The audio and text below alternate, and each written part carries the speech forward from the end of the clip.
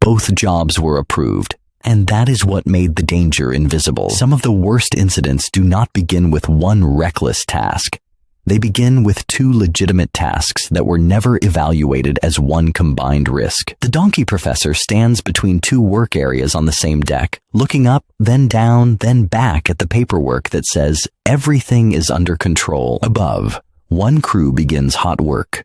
Sparks contained, tools ready, permits signed, eyes on the flame. Below, another crew opens a system for maintenance. Separate permit, separate supervisor, separate assumptions. Each team believes they are working safely inside their own boundary. That belief is the trap. The professor explains the hidden fracture in permit systems. Forms can separate tasks so cleanly that they also separate the thinking. And once the thinking is separated, interaction risk disappears from everyone's field of view. Sparks travel through grating, fumes drift, vibration transfers, isolation on one task changes conditions for another, and suddenly, two individually safe jobs become one shared hazard no one is actively controlling. The incident does not need dramatic negligence. Only a coordination gap, one deck of vertical exposure, and a permit process that sees tasks in boxes instead of in space. He points to what was missing.